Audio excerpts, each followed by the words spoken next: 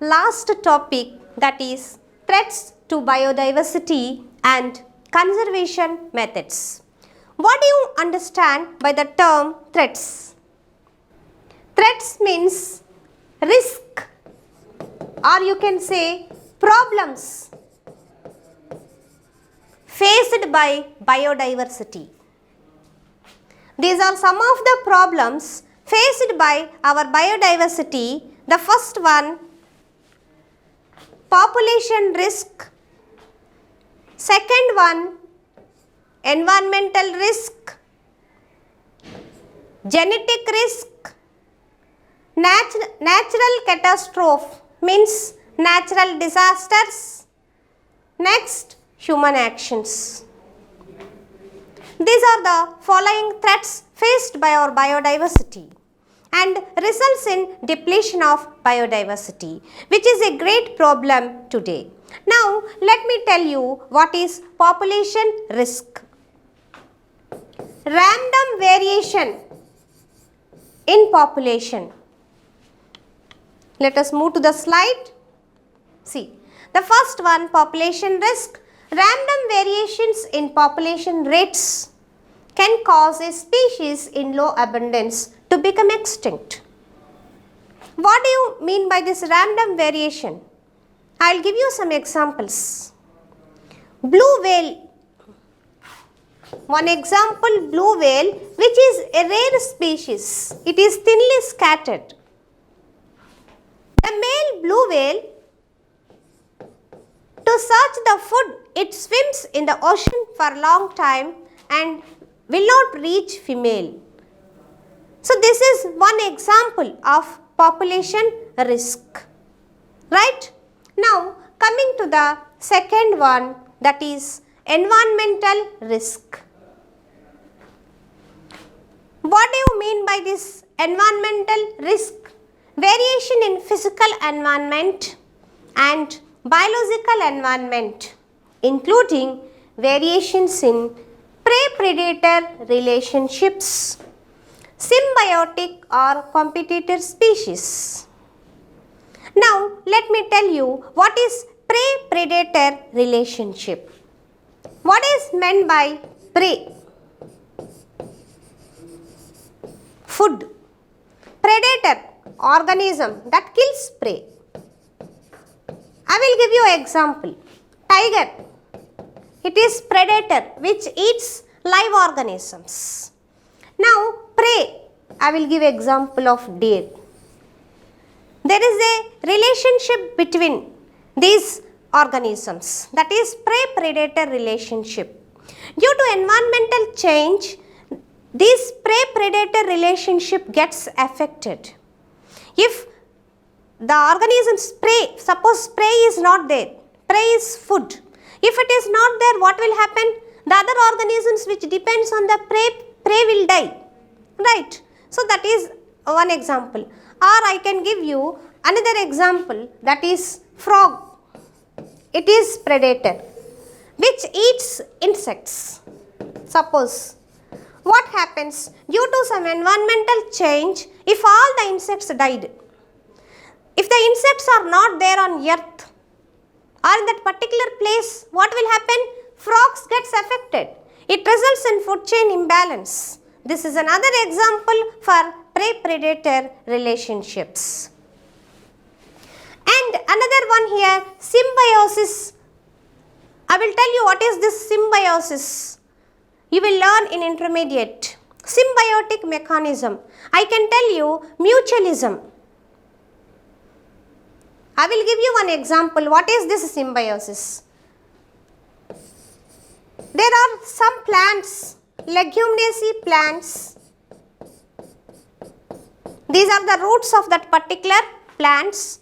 On the roots of the plant, bacteria.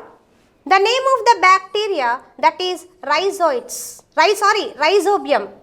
Rhizobium bacteria present on the roots, root nodules of the particular leguminaceae plants. This rhizobium bacteria It is taking shelter in the roots of the plant. It is getting benefit. Nothing happens to the plant here. Plant also gets benefit. How the plants get benefit? This rhizobium bacteria converts nitrogen into nitrates. Plants cannot absorb nitrogen directly. So this bacteria is playing an important role in converting nitrogen into nitrate, which is taken by the plant. This is an example of symbiosis. This type of relationship gets affected due to this change in the environment. Now, the other one is genetic risk. The name itself indicates variation in genes. Sometimes not variation even, sometimes sudden changes in the genes, mutations.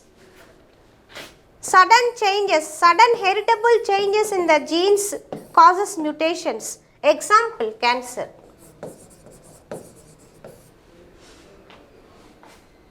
It occurs due to the change in the genes. Nobody can do anything. This is one problem affecting biodiversity. Suddenly, number of organisms will die. Just one organisms will die, or the organisms will die due to some heritable changes. Okay, so like this is also one example how this population gets declined.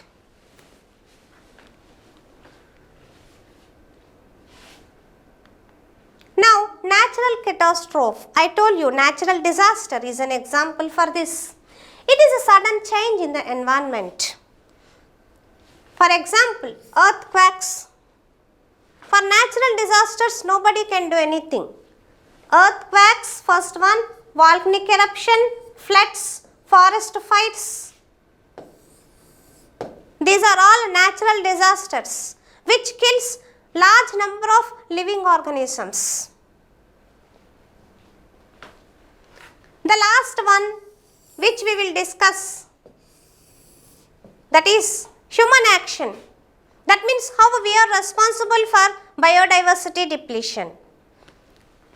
The first one, habitat loss and degradation. Habitat loss means what is habitat?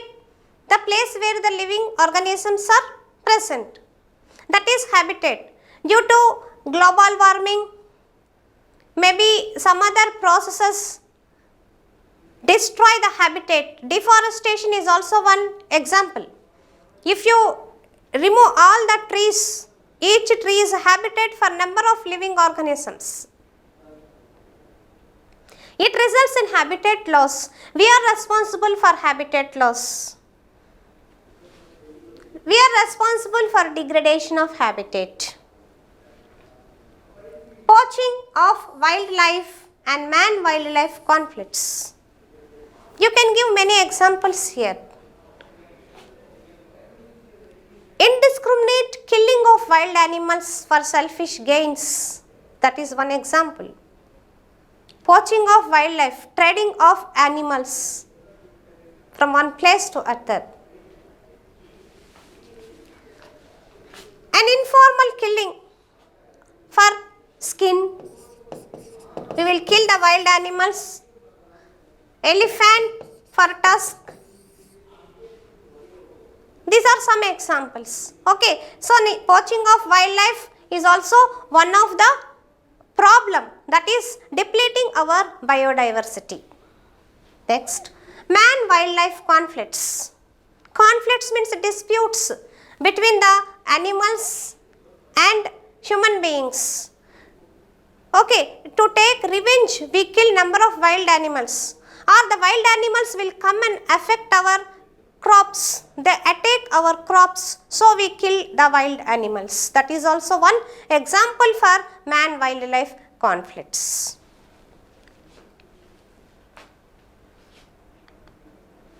These are some of the examples. I told you, hunting and poaching of wild animals. We kill the tiger for skin, bones, nails. Bear for internal organs. Snake for skin.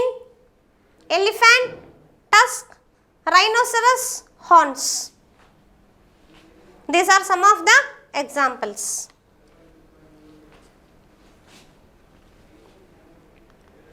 can see this picture here, how they killed the wild animals and using their organs. You can see here, poaching, see, this one, see how they killed this animal. And here see skin of tiger. Here also you can see how they killed this animal. So this is a tusk elephant. This is one kind of business which is illegal. Okay, so still even it is practicing in different countries.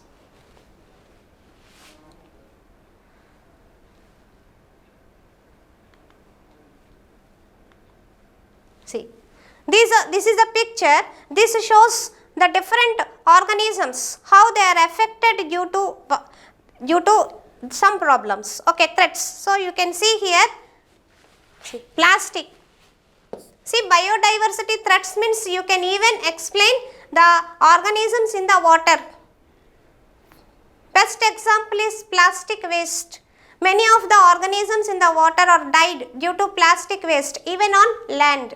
That example also you can give here. See how it is in Tangerine, plastic. See, plastic here. See, plastic. See here also plastic.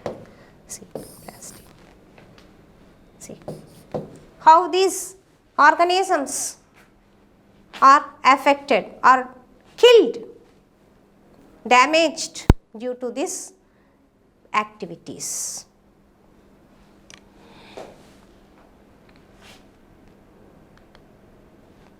Some of the causes which you can explain these events which puts our biodiversity in trouble.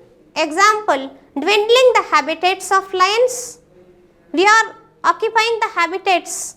They are reduced habitats of lions, tiger, elephants and bear due to shrinking of forest cover.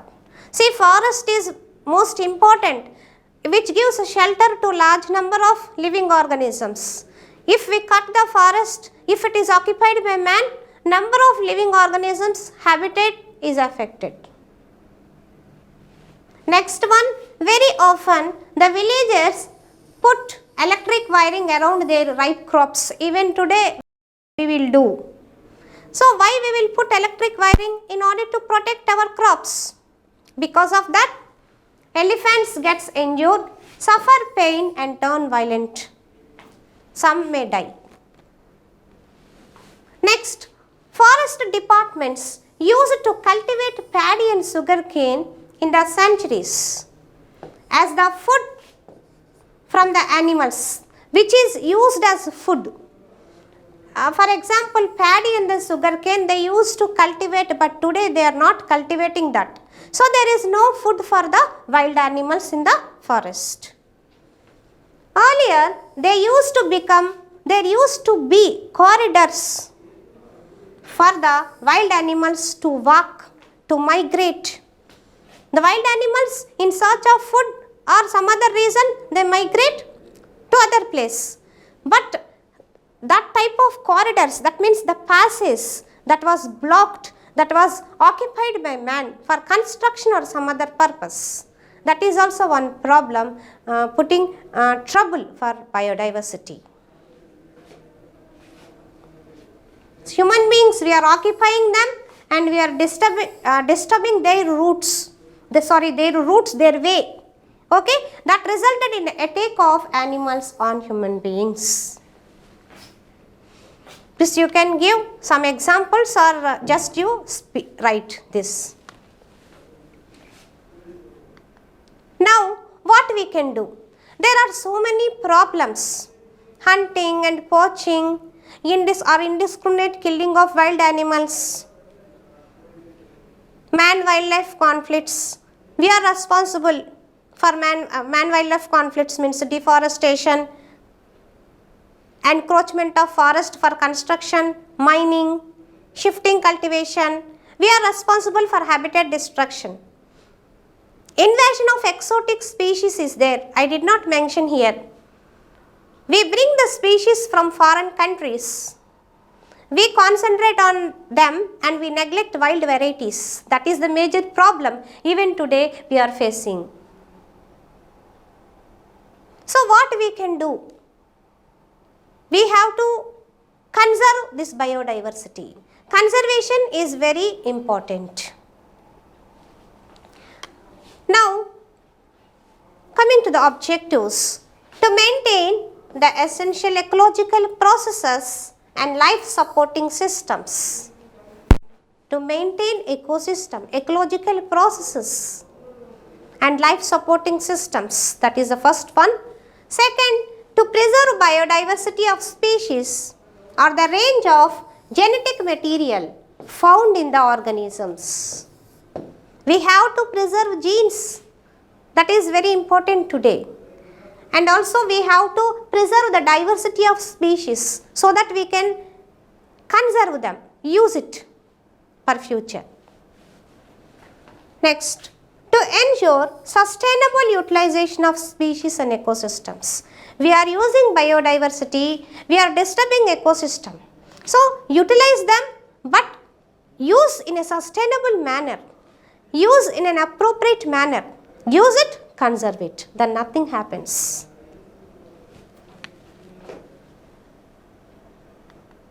There are two methods of conservation. First one, you can note down, first one is in situ conservation. Second one, ex situ conservation. In situ means on-site conservation. Ex situ means off-site conservation. What is meant by in situ conservation?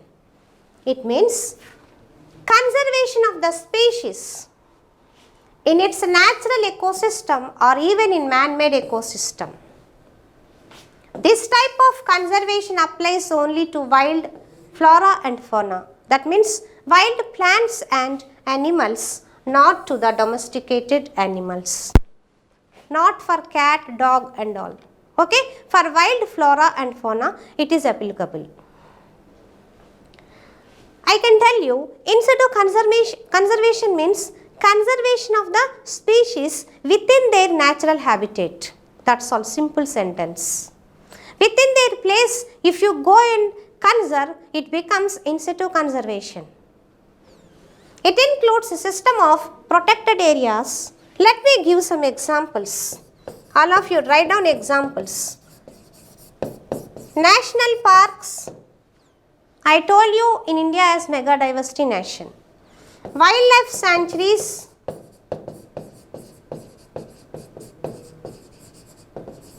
biosphere reserve,